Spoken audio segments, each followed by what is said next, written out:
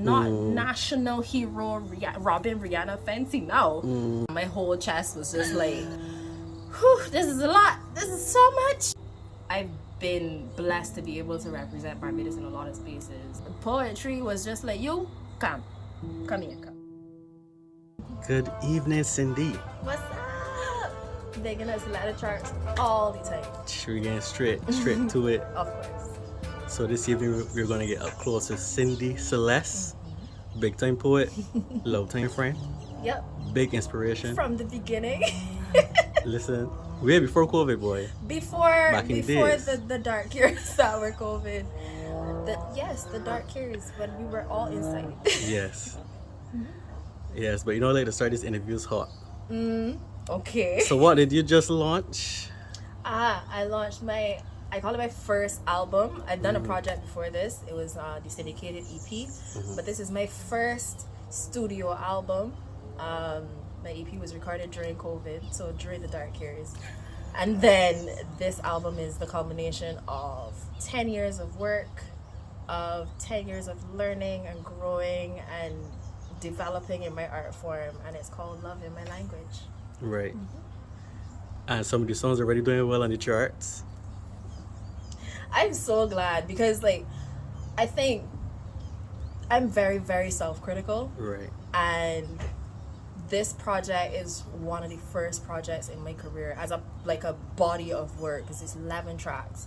A body of work that I'm like, it's timeless, it's no skips, it is a representation of who I am and where I am at this moment and how far I've come. So I genuinely believe, as a self-critical person, I genuinely believe that it is my opus at this point in my career, because clearly there's more to come, but it is one of the best things I've ever produced. So to hear that it's doing well and resonating with people is just icing on the cake. Fantastic. As you know, I've listened to it 4 times already. 4 times. So we gotta dive into this album. So you have a song. I have a song. In fact, let's start there. Are these pieces or are these songs? What should we refer to them as? I call them pieces, Okay. because they reflect part of my experience and more of me than I think people have seen before. I'm a multidisciplinary artist. A lot of people know me as Cyndi Celeste, the poet. But before I was ever a poet, I was a dancer. I used to dance from the time I was 4 years old. And I have always loved music. I've always loved singing. So I call them pieces because they allow them to have the space to be all the things that they really are. Right. And on this album, you actually introduce your singing voice for the first time. Talking in songs, speaking our own prophecies, writing our own destiny. Talking in tongues.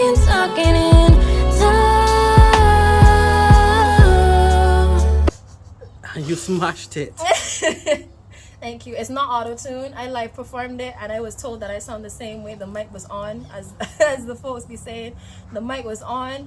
But yeah, that is probably one of the ones that makes me more nervous, more anxious, because I get very, very anxious to sing in public. All these years performing as a dancer live on stage and as a poet live on stage, singing makes me the most nervous. Right. So as much as I wanted to share that piece, and ironically, that piece, Talking in Tongues, is the first piece that I wrote for this album. And I wrote it back in 2020, As the first song that I almost bring up. directly after I finished writing the first EP, sorry.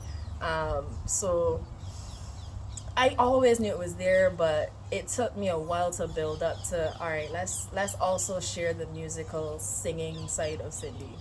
And these melodies, the words, the lyrics, all you? All me. Oh, that's so incredible. Talking in Tongues, literally all the vocals, the harmony, the melody, everything was me.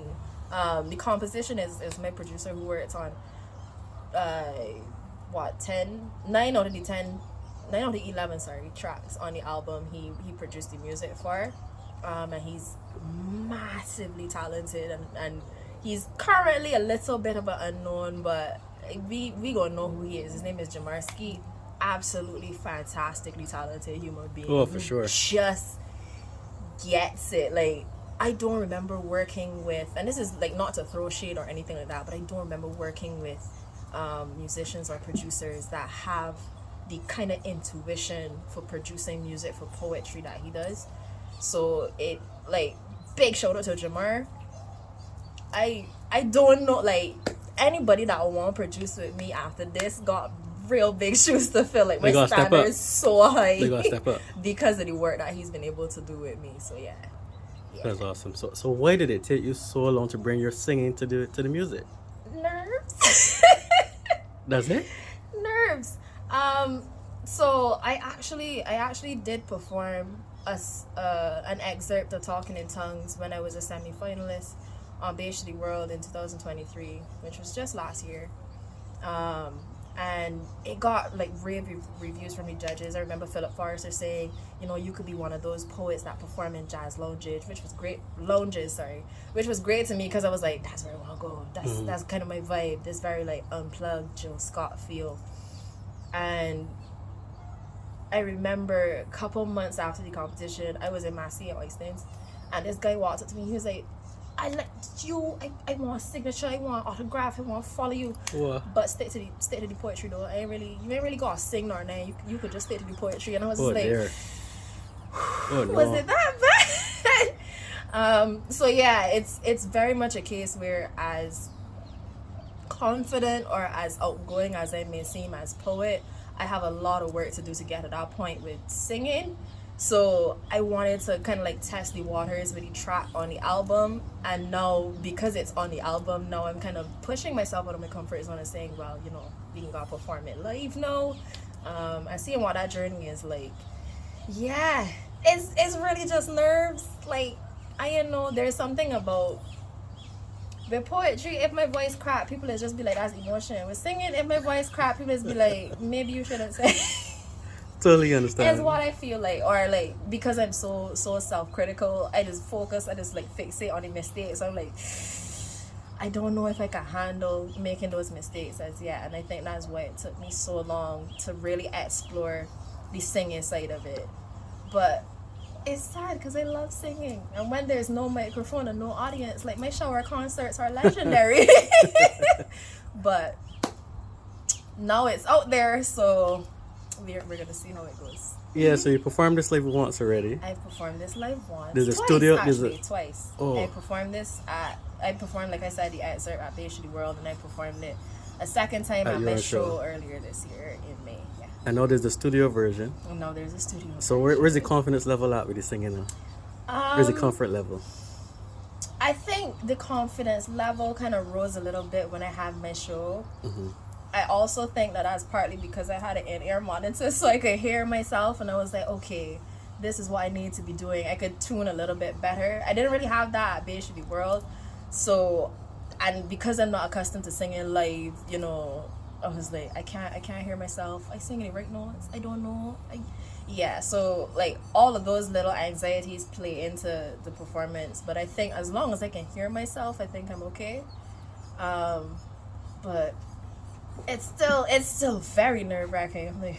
Like a couple weeks ago, I got a cold. I got a common cold. It was not COVID. I got a common cold. Like not the real cold. Like the real cold. The like regular adults don't catch these colds anymore. And I got hoarse, and I was just like, oh no, I might have to sing soon. This is bad.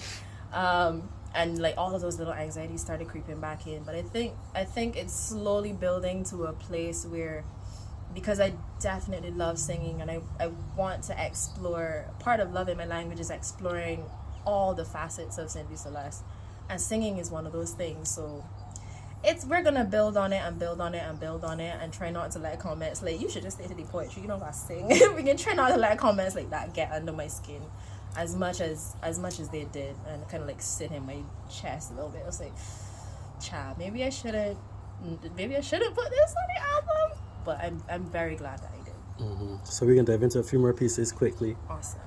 Next song that we have to speak on. So you speak on singing. Mm-hmm. And you got one of the top singers in Barbados on this tune. Oh. Channel. Oh my goodness. So how did this song come to be? What a piece. First of all, big ups to Shian. Like, I remember the very first time I heard Shian, I was in St. Lawrence Gap, and she basically wrote a song on the spot. And I was like, who is this woman? I don't understand. This is not making sense. Why do I have goosebumps? Why is my skin like, why I could feel this voice like enveloping me? And so when I wrote the lyrics of the poem element of that piece, I was speaking to Jamara. I was like, the best person I could think to write this chorus. I knew I wanted the refrain, I knew I wanted the chorus, and I just couldn't get right myself. For some reason, it didn't happen like Talking in Tongues, where Talking in Tongues actually kind of started at the chorus and then blossomed outward. But Channel, I wrote the poem and I was like, there needs to be something that links these ideas. It felt a little bit disjointed. And I was talking to Jamar and I was like, the best person for this has to be Shian. Like, I cannot in my head or in my heart or in my soul imagine anybody else. And so I reached out to Mosey, Shian's manager. Big up to Riptide Music Group. Big up Mosey. Big up Mosey all the time. I reached out to Mosey and I said, I would really like it if you guys could listen to this and if you guys would like to be a part of this. And I remember checking my emails every day. I'm like, let me just haven't responded yet. I don't know who I can put. If it's not Shian, what I can do. So when that audio fell hit, what was your reaction? Shian emailed. I remember she emailed me back personally, and she was like, "Your words are so powerful, and I've always respected the work you done." And I just sat on my iPad and I was like, "This mock!" Like, like I could not believe that Shian, whose work resonates with me so deeply, how she performs, the kind of soul and spirit and energy she pours into her performances and into her music.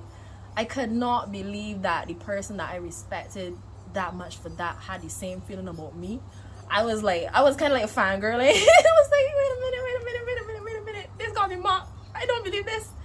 And then when we had the day in the studio, I had no notes. I was just sitting down behind the producer at the table. Shout out to Noise Boys, where we recorded most of the all of the album. Yeah, we recorded all the album at Noise Boys, and I was sitting down behind the producer like,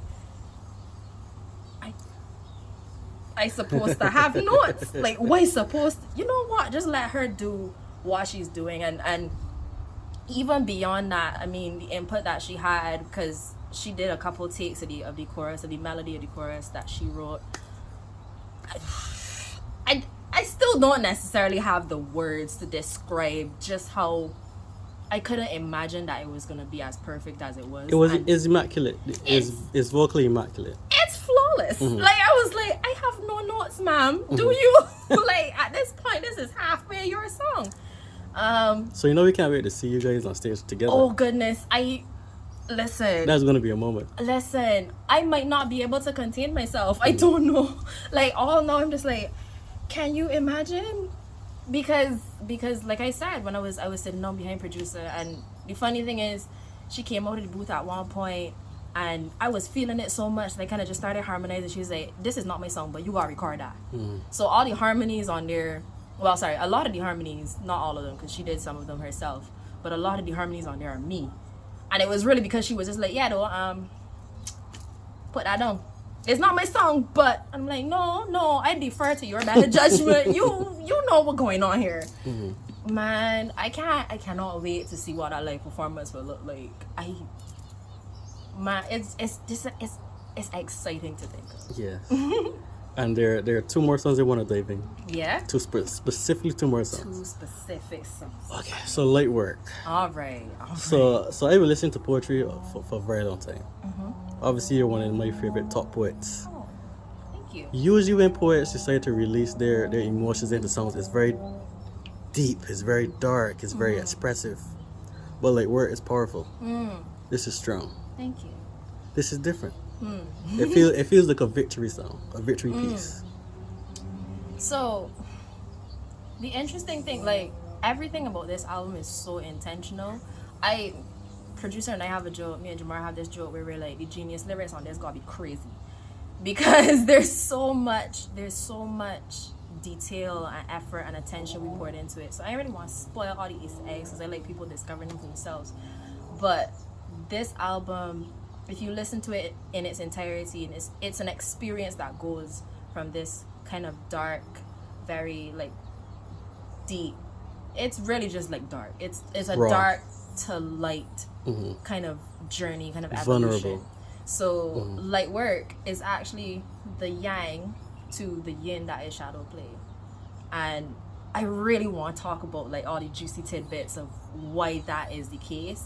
But they're essentially a mirror of each other on two different sides of that journey of learning about self, of holding self accountable, of being like, you know what, sometimes I is the problem, and I'm the problem for myself, and this is how I'm stopping myself from being the best I can be. So empowering, light Cyndi. work- yeah It really is. And the thing is, I wrote it when people think about this album, I want it to resonate with them, but ultimately my first audience was myself. Love in my language. It's mine. It's for me first. And I love that it resonates with other people because it's also for other people, but somewhere along the way sometimes I think as artists we lose this notion that the art that we create is also for us. And so light work is an exploration of that. It's not just victory, it's what that light inside looks like. It's all the good things about yourself that you kind of forget along the way. I think that's really what I wanted to talk about and Beautiful. remind people of with light work. Yeah, people need to hear this song. It's healing. It is. And obviously there's so many pieces to talk about. But She said no skips on the album. None. I want you to tell the people about the second last piece on this album. This And full moon magic. how did you This full moon magic. how did you approach this topic? Let me just say, first of all, that one of the first people to hear this album is in its entirety was my dad, and I didn't realize until like 45 minutes after. I was like, oh shoot, wait, can the earth swallow me whole now? I would rather, like, as a grown woman, you know, I like, whoops. But love in my language is about love in all its forms. Yeah, it's not just about self-love. It's how the journey of self-love exposes you and allows you to experience the entire spectrum of love in the healthiest ways possible. So when I got a full moon magic, I was like, I know I want to write like a sensual kind of poem, like an erotic kind of poem, but I want to write it my way. And I know that that's not something people see from me very often, if ever, because I don't think I've performed many. This is the first. If any. I'm like, have I performed This any new territory. poems ever? But I wanted to do it my way. I wanted to make it this wholesome, like heavenly experience. And my name, Celeste, it means of the heavens. It's related to of the heavens. And I was like, how do I incorporate that into sensuality, into the experience of romantic love?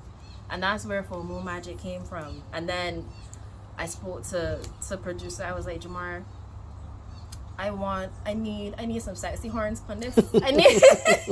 I need that like blue lights and basement jazz, that cool jazz, that like something about to happen kind of jazz.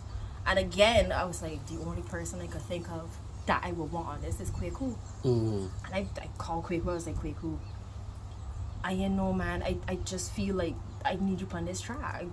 Listen to it, tell me what you think, tell me if you open to being a part of it. He was like, yeah, man, I'll be cool. So he came in the studio and he had a trumpet and a flugelhorn, and I didn't really know the difference. I just know that I like real nice brass. I was like, I just want some real nice, like I want like that mute trumpet vibe that's kind of like get under your skin and sit in your spirit, Vibrate kind in of your thing. skin man. tone. Yeah, man. And I was like, I don't want it to be predictable. I don't need it to be a saxophone. Not crapping on saxophonists because I love y'all, but I was like, I want to do it my way. And my way was like a mute trumpet. And he was like, all right, so I got a trumpet and I got a flugelhorn. Which one you want? I was like, I mean, what's the difference? I don't have the experience of what these things. He's like, well, the flugel can give you a softer, smoother kind. I feel like there's one more you're going for. He blew a couple notes on it. And then he blew the trumpet. He was like, oh, yeah, I can do the trumpet if you want, if that's what you want. You can let me know. I was like, no, quick, will you write the flugo? You on something? So it was really good too to be able to work with creatives who knew the process and who were as in tune and intuitive about the process as I feel like I am, and to be able to hear them say, this is even if not in these words, it was like, this is definitely a collaborative process, and I want the best for what this is, not only for you but for me. And I was like, I just appreciate like every feature who is on this album is greatness. Like, all these people, these are people that I respect. All these are people that I admire. All these are people that I was like, at some point in my career, I need to work with them. And now we're just like, so we can just kind of try to figure out how we can work with them more often. Yeah. But for Moon Magic it was almost as nerve-wracking as singing, because I was like, I'm a very private person. This is not experience of me that I've let people into before. But what would I be robbing myself of, and what would I be robbing people of if they didn't get to know there is love like this out there? Like, well, yeah, the levels of Riz are off the charts.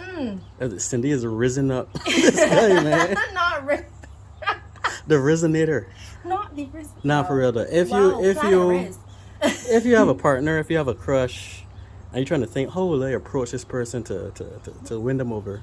You gotta listen to this song. Oh, it's so funny You gotta to listen me to this because song. like I feel like that's a step in a relationship. But there's a track on there called Self Love Sonata, right? One of my favorite lyrics. Like, I listen to Self Love Sonata all the time. It might pick me up in the morning. It is be like the stretch it is doing in the morning when you wake up. But I have a line in there where I say, you glitter and glow like your bones are semi-precious stones and your blood is twice blessed water. I was like, you can imagine somebody walking up to you in a bar and saying that? Like, what is your response after somebody says, shoot? Drop on floor. That's gonna be the new, like, my aim is for that to be the new pickup line. You know, like, heaven must be missing an angel. It's the new heaven must be missing an angel. You're Okay, you people, glitter so we gotta put this in the captions. You glitter and glow like your bones are semi-precious stones and your blood is twice blessed water. You hear that? That's a new caption right there. Whew. That's the edgy caption. My goodness. But also, self-love to that is just these things you need to say to yourself. Like, you look in the mirror, you be like, you give yourself a hug for me. Like, that's the kind of joy and love I want people to be able to have for themselves. Because at a certain point, I didn't really have that love for myself. And being able to grow to that point has done so much for me. Yeah? But Self-Love Sonata is also that girl. It really is giving no skips. It's giving no skips. Yeah. Since releasing this album, and even the journey leading up to releasing this album, I've learned, one, this album rushes absolutely nothing. Everything happens when it's supposed to happen. The album came out when it was supposed to. All the things associated with the album, the show happened when it was supposed to. Even this interview happened today, when it was supposed to, because yeah. all the delays that we had with the weather and whatnot. So I'm interested to see where the album tells me it wants to go. But I also have this feeling in my heart that this is the kind of album that is bust from, like, and that's crazy for me, because again, I'm this really, really self-critical person. But to be able to be like, yeah, this is Kendrick Lamar, Mr. Morale and the Big Step. This is Kendrick Lamar to Pimp a Butterfly. This is Rihanna's Auntie. This is, like, that kind of vibe where that the artist, like, right down deep in the bag and some stuff about to happen. I feel like that's this album for me. So I want to be able to do it justice and to see where it takes me, to see where it wants to go itself. We will see. For sure. Yeah. And what got me thrilled is that when you were speaking to me about this, you were telling me how proud you were of the project. But that you were actually thinking about your third project. Man, by the time this happens to me all the time though. By the time I finish one project, especially when it has me finishing on like a high where I could see all the possibilities, my brain is just like, let's go. What's next? What are we gonna do next? I'm like, all right, slow down. Wait a minute, hold up. We still got work to do for this one. We still have to do this one justice. But yeah, I've definitely already thought of or begun thinking of what I want my next cohesive multi-track project to look like. And I've also started thinking about what I want to do in between projects, because my EP was released in 2020. This is the 2024 that I'm releasing my album. That's a 4-year gap. And there's stuff that I did in between there. I became a Republic Poet. I did the Techno Nelson. All those things happened in between there. So I also leave space for what is potentially in the wings for me positively between now and whenever that next project decides to start pouring out of me. But I definitely already got some ideas of maybe who I want to work with in the future. I actually got some projects in the wings that I ain't ready to talk about yet. Some smaller projects that I involved with a lot of really talented Bajan artists as well, and poets, musicians. So yeah, I always thinking about what the next thing is, but this project, more than any other thing I have done as an artist, is definitely like, all right, give me the space first. Let's see what else comes out of it. Don't rob yourself of opportunities because you're already thinking about the next thing. So I just got 2 more things to touch on. Cyndi, so you represented Barbados a few years back in poetry. I did, because I traveled with 3 other poets from Barbados, Stone with Cupid, TFRI Steed, and Neck Voice. We went to South Africa in 2019, represented Barbados as the first contingent from Barbados to do the Free State Arts Festival ever in life. Shout out to the South Collective for making that happen, and Cultural Arts for Love and Living here in Barbados. In 2020, I was the main poet that narrated the decommissioning of the Nelson statue. I feel like that opportunity came out of left field. I don't quite remember how it coalesced, but I do remember the National Cultural Foundation, who has been a great supporter of my work and my progress and development as an artist from the time I decided that I was going to be a full-time artist. I remember them calling me and asking me to write the speech. And then the year directly following that, I became the Republic Poet. And I performed in front of the now king and the now national hero and the now president. Kind of that was probably one of the moments in my career where I was just like, drop the names of these people. Fake, like not King Charles, not President Sandra Mason, not national hero Robin Rihanna Fancy, no. And now Republic Barbados. That one, I remember standing on the stage and my whole chest was just like, it felt like a cavern. I was just like, whew, this is a lot. This is so much. I probably shouldn't tell this story, but I forget my words halfway through because I was just so emotional. It was how did you finish? So much. It just, everybody says to me that when they see it, probably the only person that knew it, that I forgot my words was my dad. He was like, I saw when you forget your words, but you punched through. But everybody else was like, you were so filled with emotion and it was so touching. I'm like, no, y'all, I was scared because I was forgetting. I was like, oh no, what comes next? And I kind of remember doing like a pace across the stage. And I was wow, Cyndi. I was like, I remember. And I kept going. And it was literally maybe like a minute or a minute, 30 seconds into the piece. It was not even far. And I was like, come on, Cyndi, you can't do this. This is historic. Like, you cannot mess up. Barbados becomes a republic. Are you crazy? And I remember, I hold the camera. I don't even remember the camera zoom when I watched back the video. But I had tears starting to well up in my eyes. But no, that was definitely one of the shining moments of my career. Yeah, I feel like I've been blessed to be able to represent Barbados in a lot of spaces. Last summer, 2023 summer, I was in France. This summer, 2024 summer, I was in Colombia. So I've also been translated into Spanish and French now. I don't know, sometimes I think each thing I get to do ends up feeling like a fever dream until I kind of look back and be like, no, but I did it though. That actually happened. Yeah. So I will always remember forgetting my words in the Republic Poet. I will always remember it. But I will also always remember the fact that I am the Republic Poet, which is a wild thing to say. There was somebody that messaged me a couple weeks following that performance, and there was an article that compared me to, because that was around the same time as the inauguration of President Joe Biden and Amanda Gorman's presentation as the Youth Poet Laureate of the United States. And in the article, they compared the two of us, and I was like, whew, that's a tall order. That's a lot.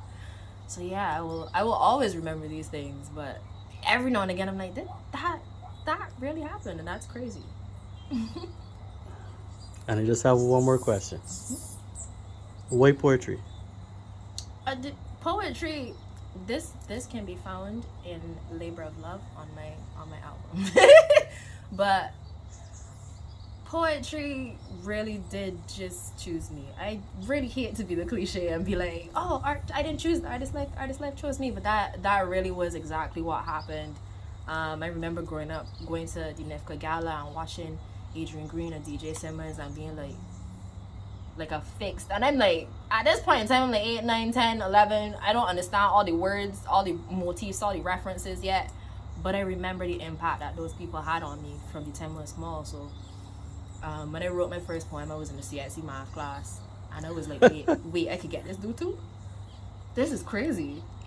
And then somewhere along the way, it moved from being self-expression to being communal reparation for me.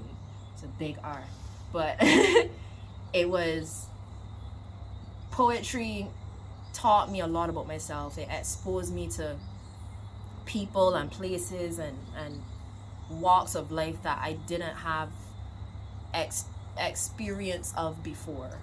I had a fairly kind of sort of insular upbringing in a sort of way, and so when I started doing poetry, it brought me face to face with a lot of things about myself that I thought I was comfortable with, and I was like, wait a minute. And so I ended up standing at this crossroads of, okay, are we gonna do something about this? Are we going to learn to think for ourselves? And then more and more, as I wrote, as I heard other people doing poetry, as I started to get to travel and stuff like that, I learned so much about myself. And the whole project Love in My Language is really about the way in which poetry has done that for me. And I would like to think that people can hear that on your project when they listen. But poetry was just like, you come here. Like, it was not me going, hi poetry, I wanna maybe let's do a thing. No, poetry was like, you come here. You're the one. It's you, and you gonna learn some stuff whether you like it or not. And trust me, some of those lessons were a roughness. Like I say in Labor of Love, she called me a piece of work. I was like, yikes, have I really been living my life this way? And it kind of introduced me to the idea of being self-aware, of learning about self, of learning to love self, and picking apart all the things that society tells you to believe about yourself. Like, what do you believe about yourself for you? Poetry was like, we're gonna ask you some hard questions, okay? So come here. Cyndi Celeste. Yes. Thank you. Thank you.